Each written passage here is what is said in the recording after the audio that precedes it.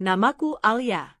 Aku tak pernah menyangka, cinta yang kupertahankan dengan segenap hati justru berujung penghinaan paling dalam. Aku bukan wanita sempurna. Aku bukan istri yang jago berdandan atau ahli membuat pesta meriah seperti di film-film. Tapi aku selalu setia, selalu mendukung, dan tak pernah menyerah dalam membangun rumah tangga yang bahagia. Setidaknya itu yang kupikirkan dulu. Fahri, mantan suamiku, adalah pria pertama dan satu-satunya yang pernah kucintai. Kami menikah saat usiaku masih 23 tahun, penuh semangat, penuh mimpi. Ia bekerja di perusahaan properti dan perlahan karirnya menanjak. Sedangkan aku, lulusan seni rupa, memilih menekuni hobi membuat sketsa perhiasan. Di awal pernikahan, hidup kami sederhana, tapi hangat. Setiap malam aku biasa menunjukkan padanya desain liontin atau cincin yang kubuat. Ia memuji dengan senyum, kadang mencium keningku dan berkata, "Kamu harus punya butik sendiri suatu hari nanti." Tapi semua itu berubah. Tahun ketiga pernikahan kami, Fahri mulai berubah. Ia lebih sering pulang larut, lebih banyak sibuk dengan ponsel, dan senyumnya padaku menjadi formal, hambar, seperti senyum pegawai yang pura-pura sopan pada bosnya. Aku sempat mengira ia hanya lelah bekerja, tapi intuisi perempuan tidak bisa dibohongi. Hingga pada suatu malam, aku melihat notifikasi pesan dari seorang wanita di ponselnya. Bukan kebiasaanku membuka ponsel suami, tapi saat itu aku nekat. Pesannya singkat, tapi tajam menusuk.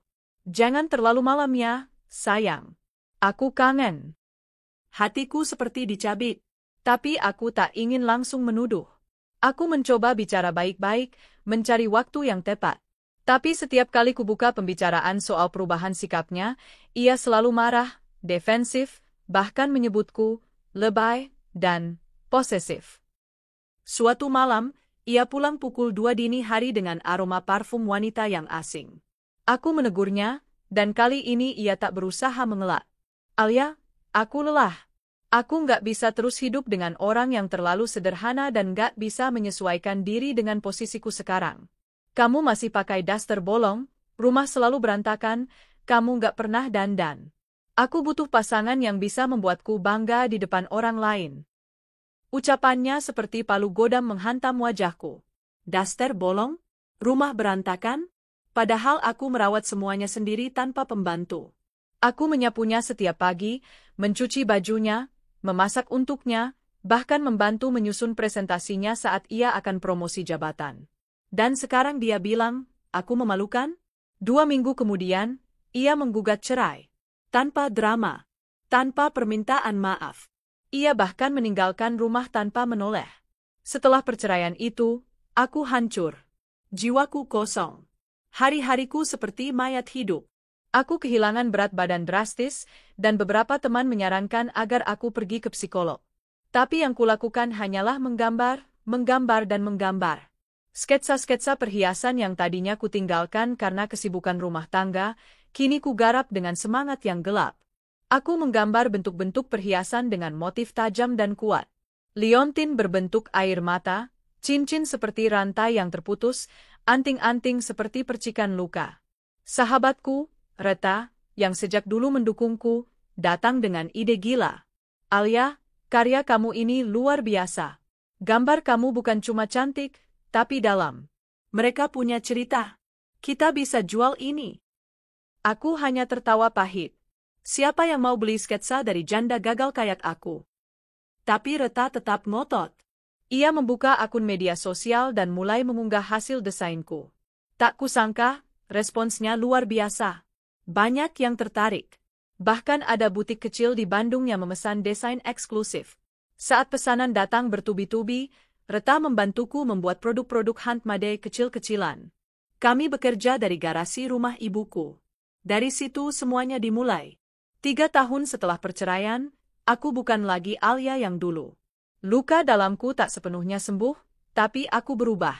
Dari wanita yang dulu pasrah dan dikorbankan, kini aku berdiri dengan kepala tegak. Usahaku berkembang pesat.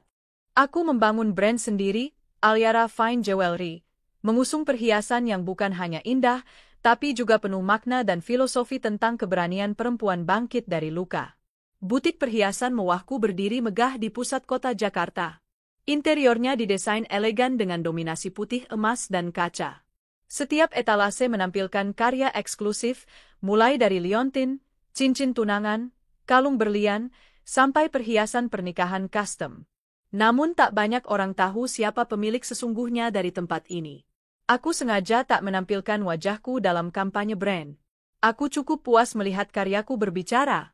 Setiap hari, aku tetap datang ke toko. Tapi aku tidak pernah tampil mencolok.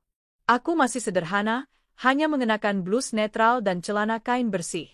Orang-orang mengira aku staf atau manajer toko biasa. Dan aku tak keberatan. Aku nyaman begitu. Aku pikir, masa laluku sudah jauh tertinggal. Tapi rupanya takdir punya rencana lain. Suatu hari, saat aku sedang memeriksa laporan bulanan di ruang depan toko, kulihat dari sudut mata, sepasang pria dan wanita masuk ke dalam butik. Wanita itu berdandan glamor dengan gaun ketat dan perhiasan mencolok. Wajahnya tak asing, dadaku bergetar saat menyadari siapa dia. Tiara, wanita yang merebut Fahri dariku. Yang dulu hanya disebut-sebut oleh teman-temannya sebagai selingkuhan. Kini dia berdiri di tokoku, menggandeng tangan mantan suamiku. Dan di sanalah, tanpa mereka sadari, cerita ini benar-benar dimulai. Aku berdiri terpaku di balik etalase saat melihat mereka berdua. Seolah waktu berhenti sejenak. Aku tidak pernah membayangkan akan bertemu lagi dengan Fahri, apalagi di tempat ini, di toko perhiasanku sendiri. Tiara tampak mencolok. Gaun merah terang membungkus tubuhnya yang ramping. Lehernya dihiasi kalung emas besar yang nyaris membutakan mata. Tumit tingginya berketuk-ketuk di lantai marmer butik, menunjukkan betapa percaya dirinya ia saat melangkah. Di sebelahnya, Fahri terlihat sedikit berbeda dari terakhir kali kulihat, lebih tua, sedikit gemuk, namun masih mengenakan setelan rapi dan aroma parfumnya masih sama, aroma yang dulu melekat di rumah kami. Hatiku tak bergetar lagi. Tidak seperti dulu. Yang tersisa hanya rasa dingin dan tajam, seperti permukaan berlian yang baru dipotong. Tiara mendekati etalase paling depan, tempat koleksi eksklusif ditampilkan. Aku tetap berdiri di pojok, mengamati diam-diam sambil menyamarkan kehadiranku sebagai pegawai biasa. Sesekali stafku menoleh padaku seolah menunggu arahan, tapi aku hanya mengangguk kecil. Sayang, suara Tiara nyaring menggema di ruangan. Kalung yang itu cantik banget. Aku mau yang itu. Dan kalau bisa, aku juga mau cincin dengan bentuk bunga yang seperti yang dipakai sosialita itu di gala dinner kemarin. Fahri tampak canggung. Yang penting kamu suka. Kita pilih yang terbaik aja, ya. Stafku, Nadine, dengan sopan melayani mereka. Kalung ini dari koleksi Aurora, Bu. Berlian murni, dengan emas putih 18 karat. Kami juga bisa buatkan cincin custom sesuai permintaan. Tiara mengangkat alisnya tinggi. Hah? Berlian murni? Kayaknya toko semewah ini pelayannya harusnya ngerti deh, aku nggak mau berlian biasa. Aku maunya flawless, ya. Gak sembarang potongan juga. Apalagi kamu, katanya sambil menatap sinis ke arahku, lihat tuh bajunya aja gak mencerminkan standar toko ini. Aku masih terdiam. Dalam hati, aku tahu, ia tidak mengenaliku. Ia hanya melihatku sebagai wanita sederhana yang berdiri terlalu dekat dengan barang mewah, dan itu tampaknya cukup membuatnya kesal. Ayo, panggil yang punya toko ini. Aku mau bicara langsung, perintah Tiara. Aku nggak mau buang waktu dengan pegawai biasa. Nadine menoleh ke arahku, ragu-ragu.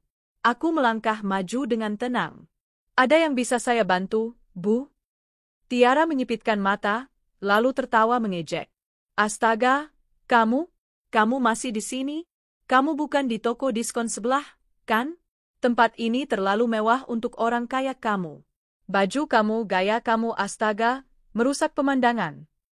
Beberapa pelanggan lain menoleh karena suara tingginya. Aku bisa merasakan mata-mata mulai tertuju ke arah kami. Tapi aku tetap tenang. Lalu, tanpa kuduga, Tiara meludah ke arahku. Aku jijik lihat kamu di toko ini. Kamu pikir kamu pantas berdiri di antara perhiasan mahal kayak gini? Kamu cocoknya di pasar tradisional, jualan plastik. Seluruh ruangan terdiam. Nadine terlihat syok. Beberapa stafku tampak gelisah dan hendak turun tangan, tapi aku mengangkat tangan untuk menghentikan mereka.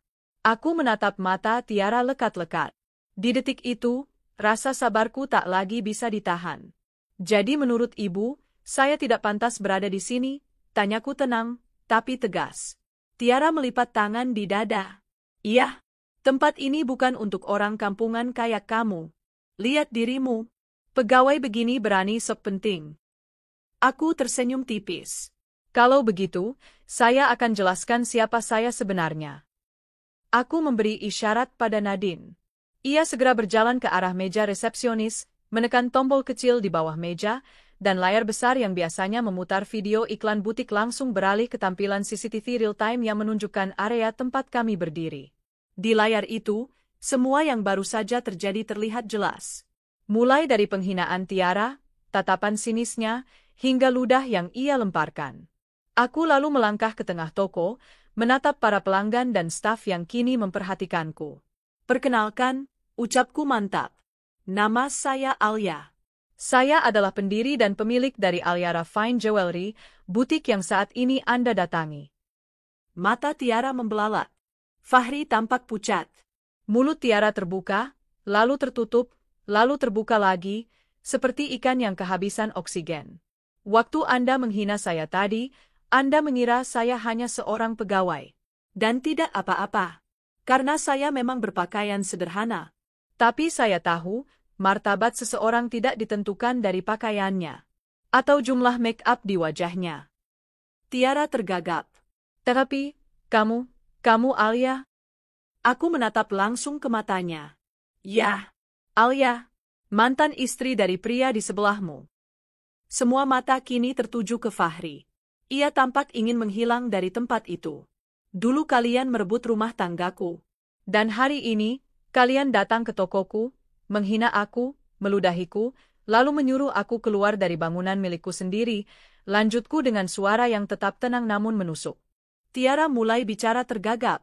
Maaf, aku nggak tahu. Aku kira, kamu cuma pegawai. Aku mendekat satu langkah, tak lagi peduli pada siapapun.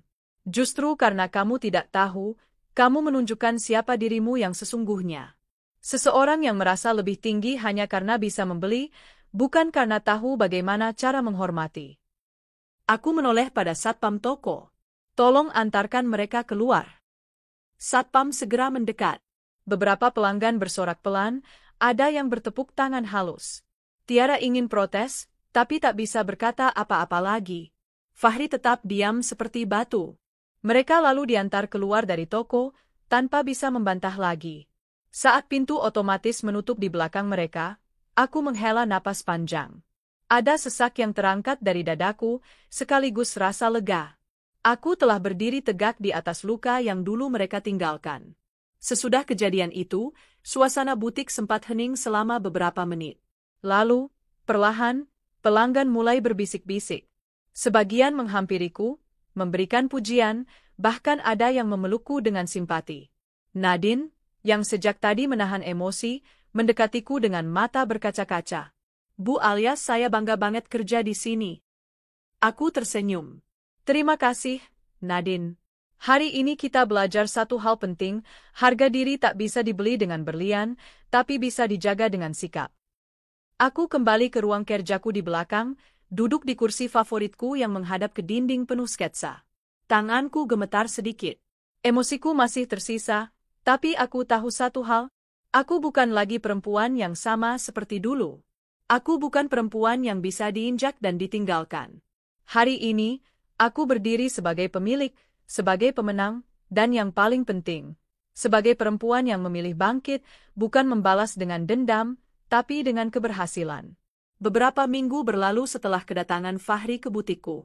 Kehidupan kembali berjalan seperti biasa, atau setidaknya, sebisa mungkin ku buat biasa. Namun jauh di dalam hati, aku tahu bahwa luka lama memang bisa sembuh, tapi bekasnya akan selalu tinggal. Bukan untuk menyakitiku kembali, tapi sebagai pengingat bahwa aku pernah terluka dan pernah bangkit. Pagi itu, langit mendung. Hujan gerimis membasahi kaca depan butik. Aku berdiri di balik jendela sambil memandangi lalu lintas yang padat. Sambil menggenggam cangkir teh hangat, pikiranku melayang pada semua yang telah terjadi dalam hidupku setahun terakhir. Terkadang aku masih merasa seperti sedang bermimpi. Dulu aku hanya perempuan yang menyukai seni, yang tidak tahu bagaimana menghadapi dunia bisnis. Tapi sekarang, aku berdiri sebagai pemilik butik perhiasan mewah, klienku adalah para sosialita, pengusaha, bahkan pejabat tinggi. Aku bukan siapa-siapa dulu, tapi kini aku dikenal karena hasil karyaku. Namun, hidup tidak pernah benar-benar bebas dari ujian. Hari itu, tepat pukul 11 siang, seorang pelanggan istimewa datang ke butik, Ibu Nirmala, seorang kolektor perhiasan senior yang juga pemilik galeri seni terkenal di Jakarta. Aku mengenalnya baik. Ia adalah salah satu dari orang pertama yang membeli desainku ketika aku masih berjualan lewat media sosial. Ia bahkan pernah memamerkan koleksiku dalam acara amal, membuat nama brandku semakin dikenal. Ibu Alia, kamu makin bersinar saja ya sekarang, ucapnya hangat saat aku menyambutnya. Aku tersenyum. Semua karena bantuan dan kepercayaan ibu dulu. Saya tak akan pernah lupa. Omong-omong, ujarnya sambil menatap etalas, kamu tahu Tiara, kan? Perempuan yang sempat viral kemarin itu. Aku hanya tersenyum tipis. Dia sekarang jadi bahan gunjingan banyak sosialita, tahu. Banyak yang menjauh darinya. Rupanya banyak yang sudah lama tahu sikapnya buruk, hanya saja baru kali ini terbongkar di depan umum. Aku mengangguk kecil. Kadang seseorang tidak perlu dijatuhkan. Ia akan menunjukkan sendiri siapa dirinya. Ibu Nirmala menatapku penuh rasa hormat. Aku bangga padamu, Alia. Kamu tak hanya bertahan, tapi juga memberi teladan. Dunia ini butuh lebih banyak perempuan sepertimu. Aku hampir terharu mendengarnya. Setelah beliau pergi, aku kembali ke ruang kerja dan membuka laci kecil yang menyimpan sebuah cincin sederhana. Cincin itu bukan cincin berlian. Hanya perak dengan ukiran halus di tepinya. Itu cincin pertama yang kudesain sendiri saat baru belajar membuat perhiasan. Cincin yang menemaniku saat aku pertama kali bangkit dari luka. Aku menggenggamnya erat. Terima kasih, Alia masa lalu, bisikku pada diri sendiri. Karena kamu tidak menyerah. Sore harinya, butikku kembali ramai. Banyak pengunjung datang karena melihat berita dan promosi online terbaru kami, koleksi eksklusif bertema Reblom, inspirasi dari perjalananku. Nadine dan staf lainnya melayani pelanggan dengan semangat. Aku ikut turun tangan, seperti biasa, mengenakan blus polos dan celana kain. Tetap sederhana. Aku tidak pernah berubah dalam hal itu. Namun saat sedang membantu seorang pelanggan muda memilih cincin tunangan, aku melihat sosok yang tidak pernah kupikir akan kembali lagi. Tiara. Ia datang sendirian kali ini. Tak ada Fahri di sampingnya. Tak ada dandanan mencolok seperti sebelumnya. Wajahnya pucat, matanya sembab, dan pakaiannya jauh lebih sederhana dari sebelumnya. Aku tidak segera mendekatinya. Aku membiarkan Nadine menyapanya lebih dulu. Selamat sore, Bu. Ada yang bisa kami bantu? Tiara tampak canggung. Matanya menyapu ruangan seolah mencari sesuatu atau seseorang. Kemudian, saat tatapannya bertemu denganku, ia langsung berjalan ke arahku. Alia, boleh kita bicara? Para staf menatapku, menunggu arahanku. Aku mengangguk. Ayo ke ruang belakang. Kami duduk di ruang kecil tempat biasa aku merancang desain. Suasana hening selama beberapa saat. Hanya suara jam dinding yang terdengar pelan. Aku datang untuk minta maaf, ucapnya pelan. Tak ada lagi nada angkuh dalam suaranya. Hanya kepedihan yang menonjol. Aku tahu, aku sudah melukai kamu dengan cara paling kejam. Aku iri. Sejak dulu, bahkan sebelum kamu menikah dengan Fahri. Aku menatapnya. Iri? Kenapa? Karena kamu punya sesuatu yang aku nggak pernah punya. Ketulusan. Kamu nggak pernah mencoba terlihat lebih dari siapa dirimu. Kamu jadi dirimu sendiri, dan orang mencintaimu karena itu. Sementara aku selalu mengejar pengakuan.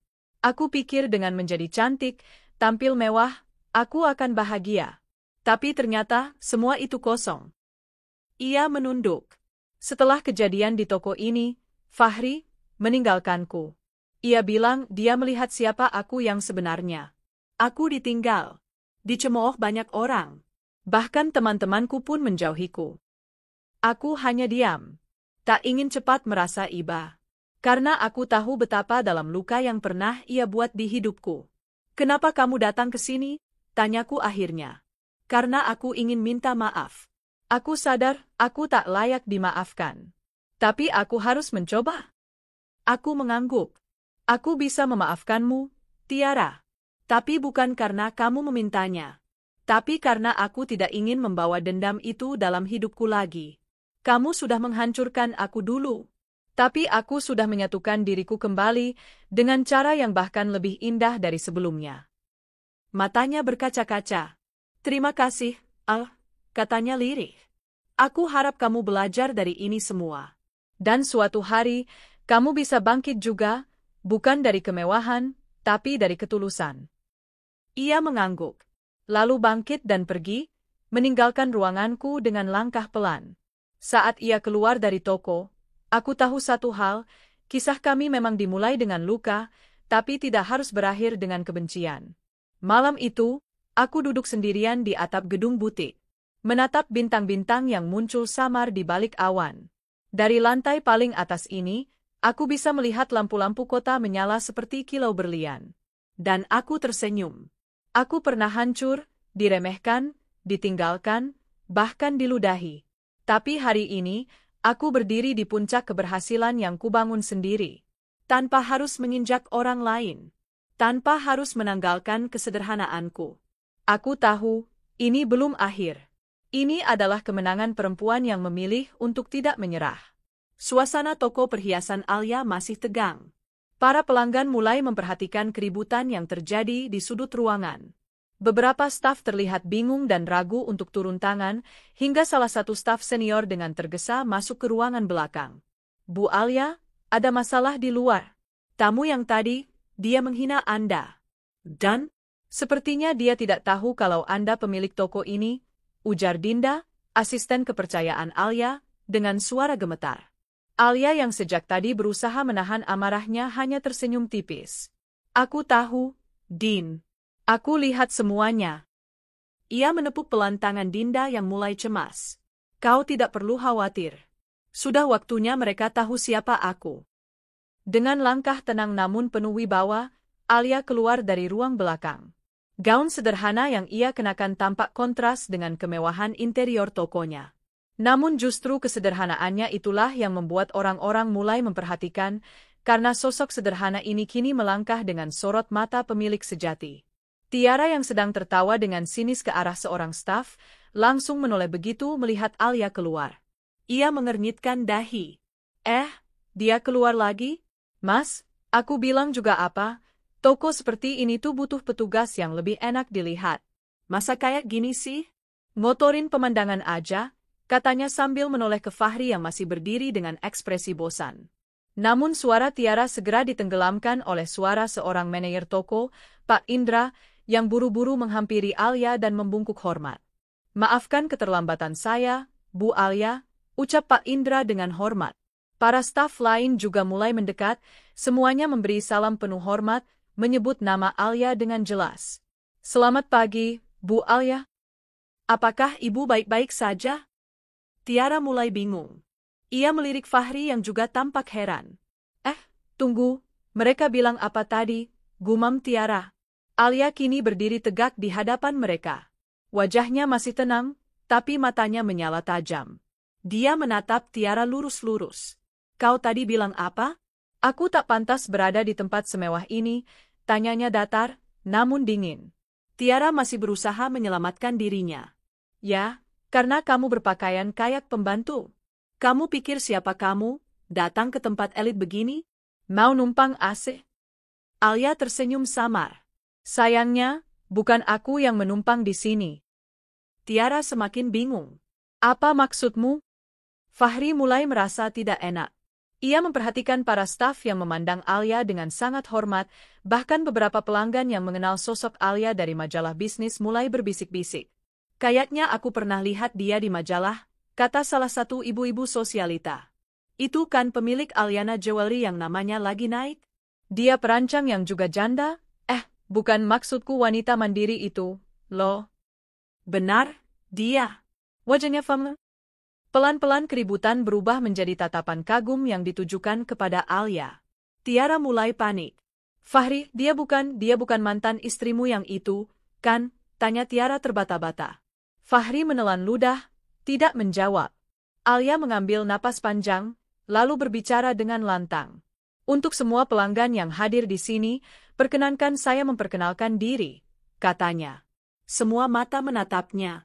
Saya Alia Rahmawati, pendiri sekaligus pemilik dari butik perhiasan Aliana Jewelry. Semua desain yang kalian lihat di sini adalah hasil karya saya sendiri. Hening. Suara perhiasan yang disentuh pelanggan pun seakan membeku di udara. Tiara melongo. Bibirnya terbuka, tapi tak bisa mengeluarkan suara. Ia terhuyung mundur sedikit, wajahnya memerah. Kau yang milikin toko ini, teriaknya dengan suara teredam. Tidak mungkin. Ini serem. Alia tertawa pendek.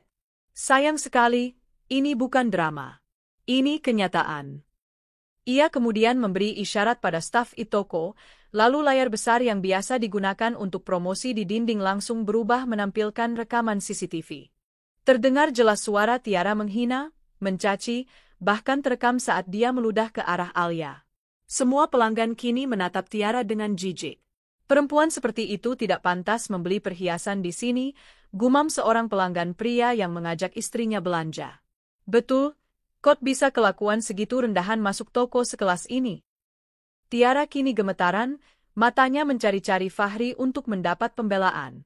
Tapi pria itu justru terlihat paling malu. Wajahnya tegang, dan ia seperti menyesali segalanya. Gumam Fahri pelan. Alia menatapnya dingin. Jangan panggil aku seolah kau punya hak atas hidupku, Fahri. Aku sudah cukup menderita karena kamu. Kau meninggalkanku demi perempuan ini, mengira aku akan jatuh dan tak bisa bangkit. Tapi lihatlah sekarang. Tiara berusaha menarik lengan Fahri, namun pria itu menepisnya. Alia melanjutkan, kali ini dengan nada yang tegas dan penuh wibawa.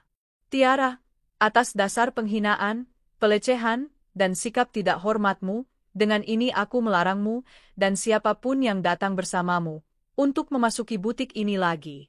Kau tidak hanya tidak layak mengenakan perhiasan Aliana, kau bahkan tak layak menginjakkan kaki di sini. Tiara mencoba membantah, namun para satpam sudah bergerak mendekat.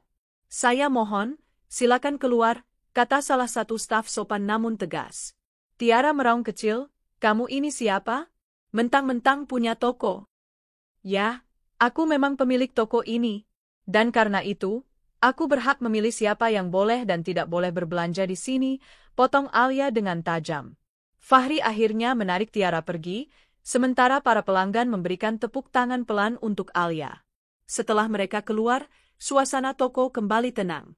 Namun rasa kagum terhadap Alia justru semakin menguat. Beberapa pelanggan mendekat hanya untuk memberi ucapan salut. Saya bangga mengenal Anda sekarang, Bu Alia. Hebat sekali Anda bisa tetap tenang dalam situasi seperti itu. Alia mengangguk sopan dan tersenyum tulus. Dalam hatinya, ada rasa lega, puas, dan sedikit luka yang kini perlahan mengering. Ia berjalan kembali ke ruang belakang, melepaskan sepatu haknya, dan duduk di kursinya. Air matanya menetes, bukan karena sedih, tapi karena akhirnya ia berdiri di puncak, bukan untuk membalas dendam, tapi membuktikan bahwa luka tak harus membunuh, kadang ia bisa membentuk berlian terindah. Suasana butik mewah itu kini seperti sunyi oleh waktu yang membeku.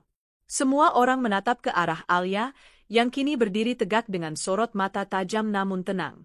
Senyumnya tetap lembut, tapi penuh wibawa. Aura perempuan yang pernah dihancurkan, kini berdiri sebagai pemilik megah dari tempat ini. Tiara, yang sebelumnya begitu congkak, kini tergagap. Tepelik? Kamu bercanda, kan? Suaranya nyaris tak terdengar, tertelan rasa malu dan ketakutan.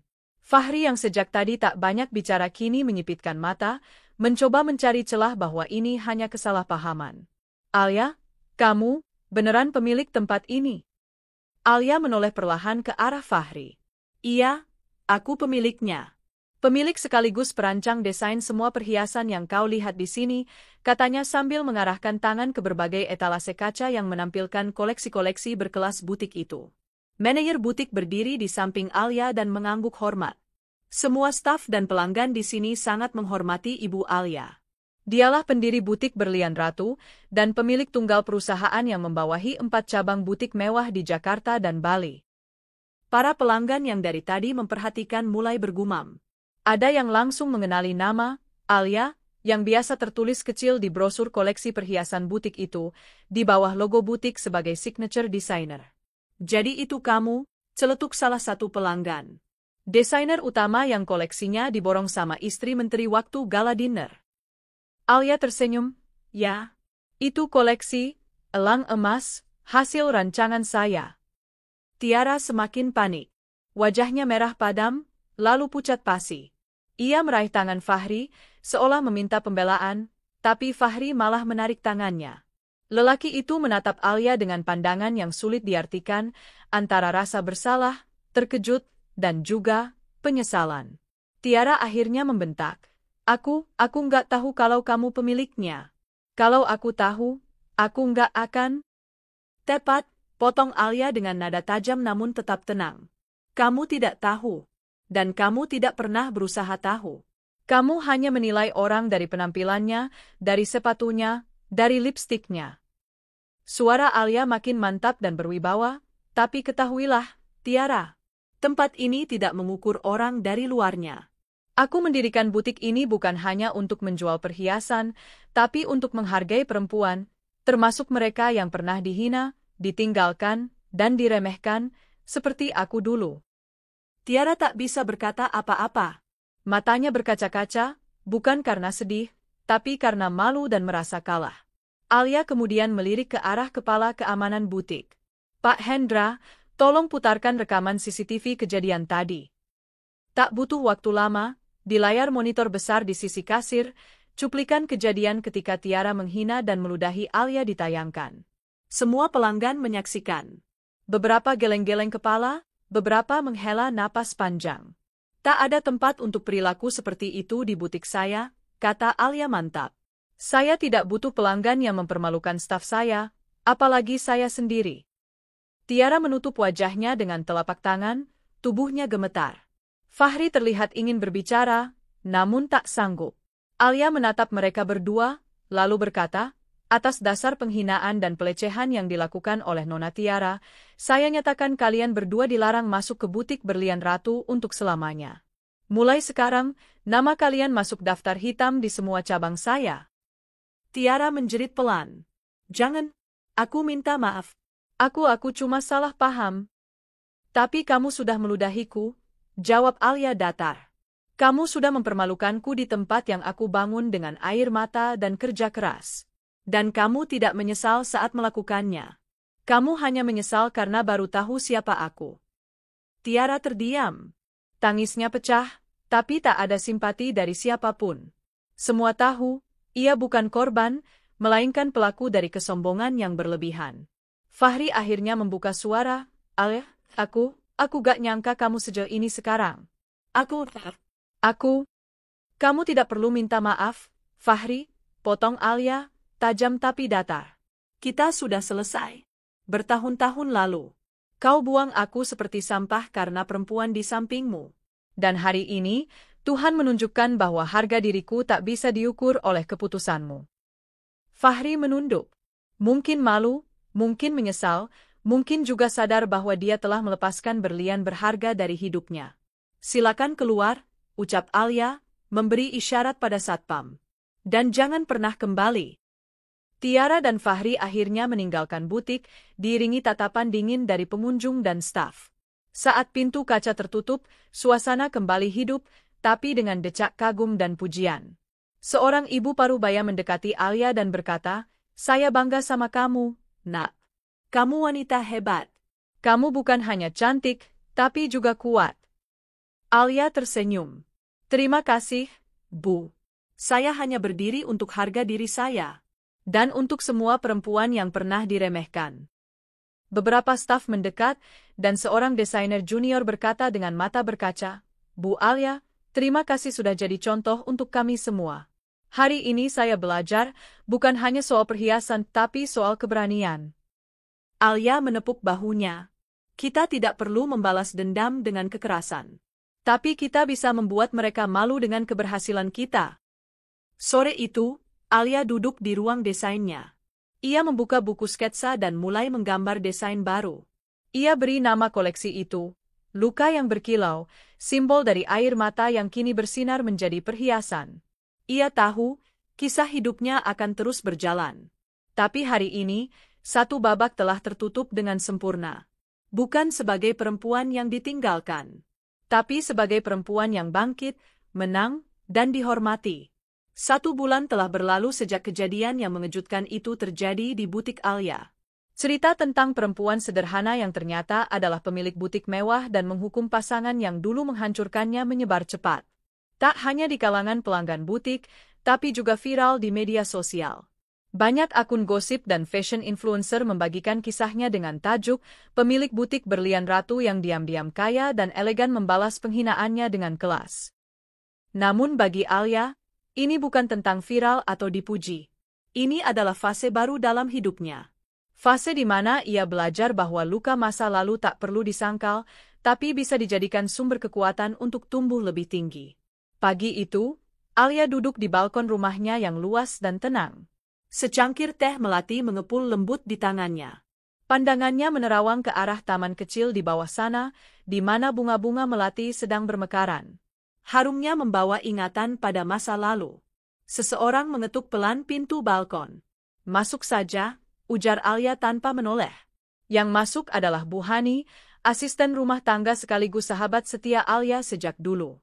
Ia membawa sebuah amplop putih dan wajah sedikit cemas. "Alia, ada yang ingin ibu kasih tahu," katanya sambil menyodorkan amplop itu. "Ini dari Fahri." Alia menoleh cepat. Alisnya naik sedikit. "Fahri? Dia kirim surat?" Bu Hani mengangguk. "Katanya dia tahu tidak pantas ketemu kamu langsung, jadi dia titip ini lewat kantor pusat butik. Staf kita di Jakarta meneruskannya ke rumah." Alia memandang amplop itu dengan ragu. Sudah lama ia menutup babak tentang pria itu. Ia bahkan tak pernah berpikir akan mendengar namanya lagi. Tapi rasa penasaran itu tumbuh. Ia membuka amplop itu perlahan. Di dalamnya, selembar surat tangan bertuliskan tinta hitam. "Alia, aku tidak mengharapkan kau membaca ini. Tapi kalau kau sempat, izinkan aku menuliskan ini, bukan untuk minta kembali, tapi untuk mengatakan sesuatu yang tak sempat kuucapkan dulu. Hari itu di butikmu, aku sangat terkejut. Bukan hanya karena kamu sukses, tapi karena aku akhirnya sadar, aku telah kehilangan satu-satunya perempuan yang mencintaiku dengan tulus. Waktu itu, aku buta, Tiara datang dengan kecantikan dan kemewahannya. Aku merasa bangga bisa memamerkannya. Tapi ternyata, semua itu semu. Setelah kejadian itu, dia mempermalukanku, menyalahkanku, dan bahkan menuduhku sengaja tidak tahu bahwa kamu pemiliknya. Kami kini berpisah. Aku sudah keluar dari rumah yang kami tempati bersama. Aku sadar, aku harus menata hidupku dari awal. Terima kasih, Alia. Bukan karena kamu membiarkanku lewat hari itu, tapi karena kamu menunjukkan padaku bahwa nilai seorang perempuan bukan ditentukan oleh siapa yang menemaninya, tapi oleh siapa dirinya sebenarnya. Kalau kau tak mau memaafkanku, aku bisa terima. Tapi aku hanya ingin kau tahu bahwa aku sangat menyesal dan aku bangga padamu. Maafkan aku, Fahri. Alia memejamkan mata sejenak. Bukan karena dia sedih, tapi karena hatinya bergetar oleh campuran rasa. Dulu, ia mungkin akan menangis jika membaca surat seperti ini. Tapi kini, air matanya tak tumpah. Ia telah sembuh. Yang tersisa hanya jejak luka, tapi luka itu sudah berubah menjadi pelajaran. "Bu Hani," katanya pelan. "Terima kasih sudah menyampaikannya." Bu Hani duduk di sampingnya. "Kamu nggak marah?" Alia menggeleng. "Tidak. Aku bahkan tidak benci dia lagi. Aku sudah terlalu bahagia untuk membenci." "Lalu kamu akan balas suratnya?" Alia memandang langit biru. "Aku akan balas dengan diam. Karena diamku sudah cukup menjelaskan bahwa hidupku baik-baik saja tanpanya." Seminggu kemudian, Alia mendapat undangan menghadiri acara talk show inspiratif perempuan di televisi nasional. Ia diminta menjadi pembicara utama bertema, "Perempuan, luka, dan kesuksesan. Malam itu, studio penuh dengan penonton. Banyak dari mereka adalah perempuan-perempuan muda yang ingin mendengar kisah Alia secara langsung. Ia duduk anggun dengan gaun putih elegan dan bros berlian kecil di kerah bajunya. Presenter membukanya dengan hangat. "Ibu Alia, apa yang menjadi kekuatan terbesar Anda sampai bisa menjadi seperti sekarang?" Alia tersenyum lembut. "Luka?" Seluruh studio hening. "Saya adalah produk dari luka. Saya pernah ditinggalkan, dihina, bahkan diludahi. Tapi saya memilih untuk tidak membalas dengan kebencian. Saya memilih untuk bekerja, mencipta, dan menjadikan diri saya bukti bahwa perempuan bisa bangkit meski dunia memandang rendah." Tepuk tangan menggelegar. Banyak penonton yang meneteskan air mata. "Saya tidak sempurna. Tapi saya belajar bahwa perempuan yang terluka, jika tidak menyerah, bisa menjadi perempuan yang paling kuat di dunia." Setelah acara itu, followers media sosial Alia meledak. Banyak anak muda menulis DM penuh haru, bercerita bahwa mereka pun pernah diremehkan, ditinggalkan, dan kini bertekad untuk bangkit. Alia membalas beberapa pesan itu, terutama dari anak-anak perempuan yang sedang berjuang. Ia tahu, ia pernah berada di posisi mereka. Dan sekarang, ia punya tanggung jawab untuk menjadi cahaya. Suatu hari, saat Alia tengah mengawasi proses pemotretan koleksi baru, Luka yang berkilau, di Bali, seorang pria mendekatinya dengan gugup. Ia mengenakan batik sederhana, wajahnya bersih, dan senyumnya tulus. "Maaf, Ibu Alia?" Alia menoleh. "Iya? Saya Arga. Saya dosen desain perhiasan dari Institut Seni Rupa. Saya ingin mengundang Ibu sebagai mentor tamu bagi mahasiswa-mahasiswa kami. Mereka sangat mengagumi karya dan perjuangan Ibu." Alia mengangguk perlahan. "Tentu. Akan jadi kehormatan buat saya." Pertemuan itu jadi awal baru bagi Alia. Ia kini bukan hanya pengusaha, tapi juga mentor dan inspirasi. Ia sering diundang ke universitas, komunitas, dan bahkan lembaga rehabilitasi perempuan untuk membagikan kisahnya. Ia mengajari mereka merancang perhiasan, tapi yang lebih penting, ia mengajari mereka merancang harga diri. Suatu malam, ketika Alia tengah sendiri di ruang kerjanya, ia menatap sebuah bingkai kecil di mejanya. Foto dirinya saat masih muda, saat masih mengenakan kerudung kusam dan sandal jepit, berdiri di bawah hujan membawa map besar penuh sketsa yang basah. Ia tersenyum kecil. "Kamu berhasil, Alia," bisiknya pada dirinya sendiri. "Bukan karena kamu kaya, tapi karena kamu tidak menyerah." Ia lalu menuliskan satu catatan kecil di bawah foto itu. "Aku telah memaafkan, tapi tak akan lupa. Bukan karena dendam, tapi karena luka itu yang membentukku." Alia kini bukan hanya perempuan biasa. Ia adalah simbol kekuatan, elegansi, dan keberanian untuk membuktikan bahwa harga diri tak bisa dihancurkan oleh hinaan jika hati kita tetap teguh. Dan disinilah kisahnya ditutup. Bukan sebagai akhir, tapi sebagai awal kehidupan yang lebih berkilau dari perhiasan manapun.